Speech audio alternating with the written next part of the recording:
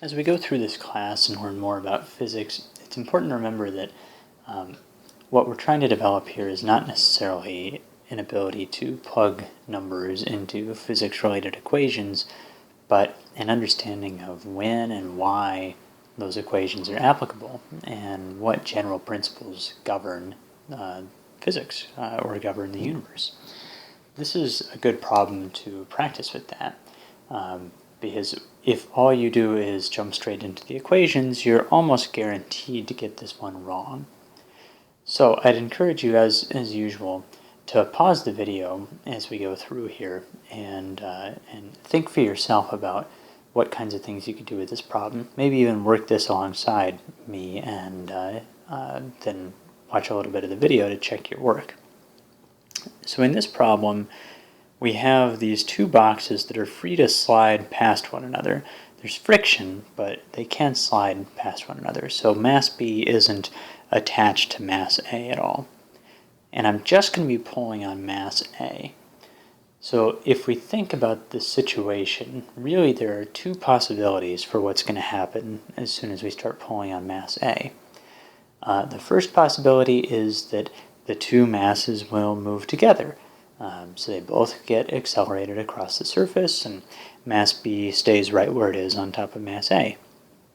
The other possibility would be that mass B accelerates to the right, mass A accelerates to the right, mass B also accelerates to the right, but not as rapidly, and eventually mass B is just going to drop right off of mass A.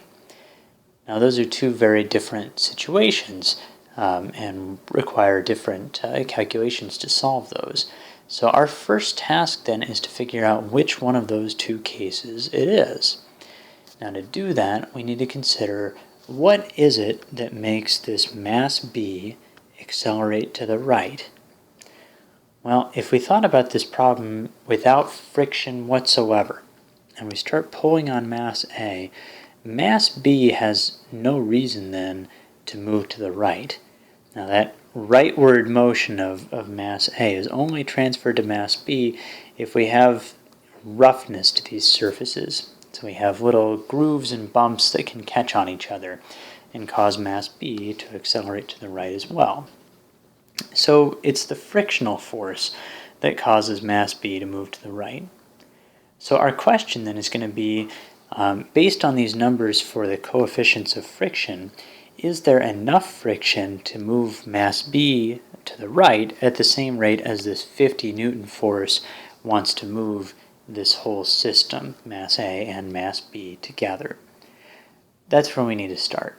So let's take a couple of different tacks with this. Let's first say that mass A and mass B are going to accelerate together, and so we can treat them as one large object. And we'll figure out, okay, then how fast would it accelerate, that one big object? Then we're going to look at mass B and its friction with mass A and see if there's enough friction to make it accelerate at that rate. If not, then we'll have to do an additional calculation to see, okay, well, how fast is mass B accelerating then, and how fast is mass A accelerating, knowing then that the accelerations aren't equal. So my first step then, I'm going to treat this 50 newtons as the net force acting on these two objects. The net force then is equal to the mass times the acceleration. And here I'm looking at mass A and mass B as a system. So my net force is going to be 50 newtons to the right. There's no friction to the left, no friction between mass A and the surface that they're on. And then the gravitational force and the normal force, those balance out here, so we don't need to worry about the y component, is equal to our total mass, 15 kilograms, times the acceleration. And so then we find that acceleration is equal to 3.33 meters per second squared. So this is for the system moving together.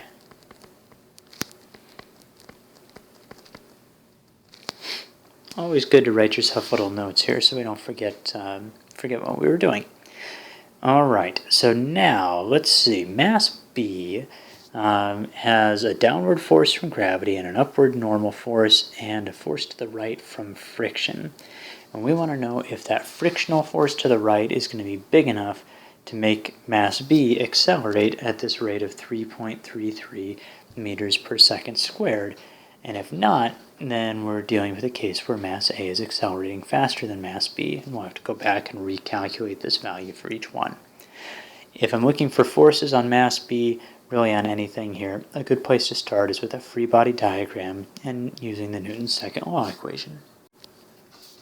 So I've started my free body diagram for mass B. We've got gravity downward and normal force upward.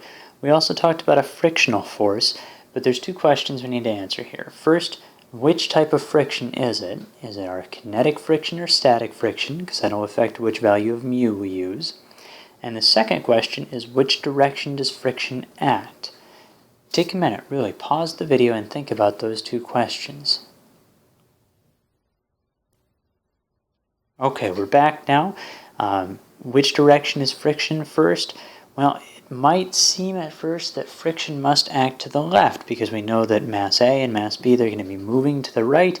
We think, okay, well, friction opposes motion. It's moving to the right, so friction must act to the left.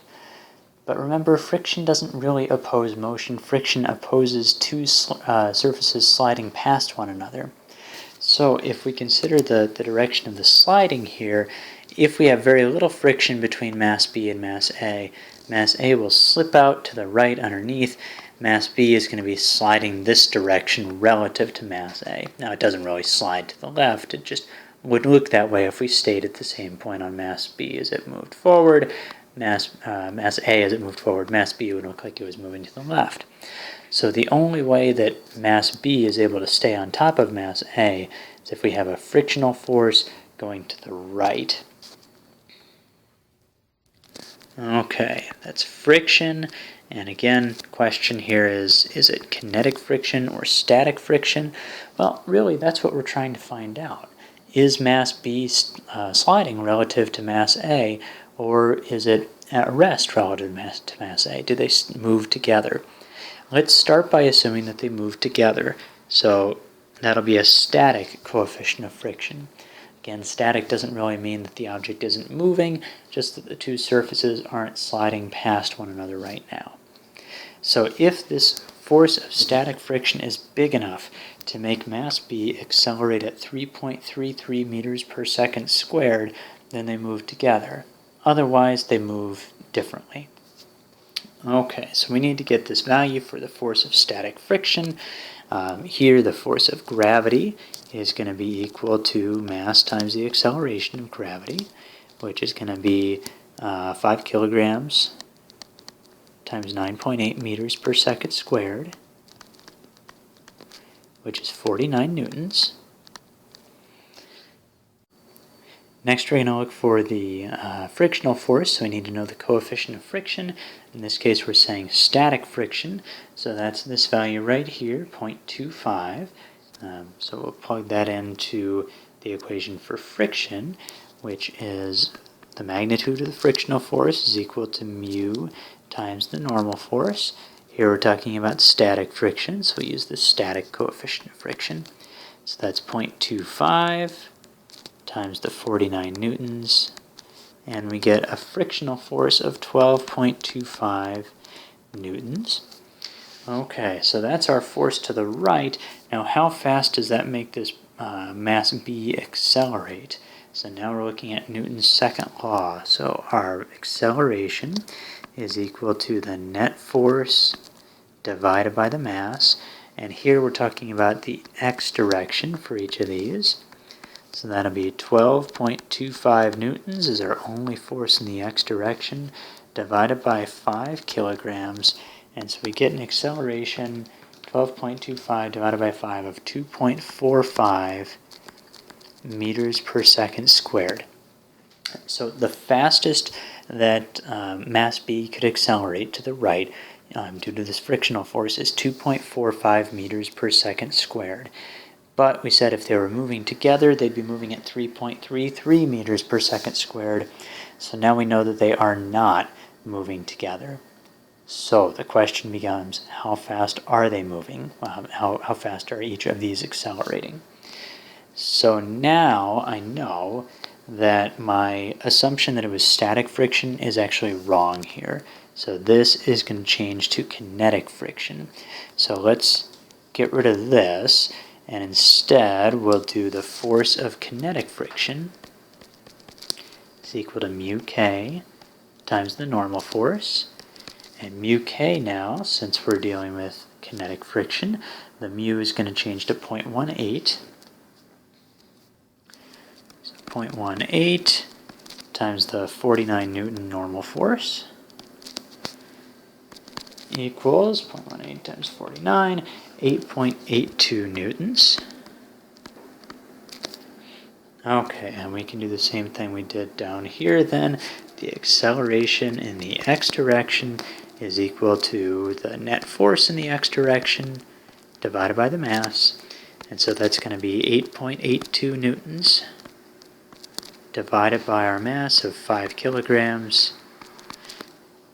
And we get an answer of 1.76 meters per second squared to the right. Okay. And I'm just going to make a note to myself that that is mass B. Accelerates at 1.76 meters per second squared to the right. Okay. Now we're done, right? Because we've got for mass B and we've got for mass A was 3.33. Ooh, except that actually wasn't the case. This was for the whole system if it was going to move together. And this is where labeling really comes in handy. So I see that isn't just for mass A, that's for that one individual, or that's for that entire system moving together. So now how fast is mass A going to accelerate? Well, I've got to figure out the forces on mass A then. So mass A is going to have a gravitational force downward. It's also got, so that's the force of gravity for A, it's also got a force down from object B, and that'll be a normal force. Force normal from object B, and it'll have a normal force from the table acting on object A going upward. Okay, and then we've got this 50 Newton force pulling it to the right. And then we've got, now, what's this other force then? I see that my mass B has a frictional force that points to the right. That's caused by an interaction with mass A. So mass A is pulling mass B to the right. That means that mass B is pulling mass A to the left with the same magnitude. So we've got, let's see, a force of 8.82 newtons going to the left then. And that's the Newton's third law pair to the frictional force that we found earlier. All right, now the up and down stuff, we could deal with that. If we had friction between the bottom block and the table, then we'd have to figure out what the normal force was. Here we don't have that though.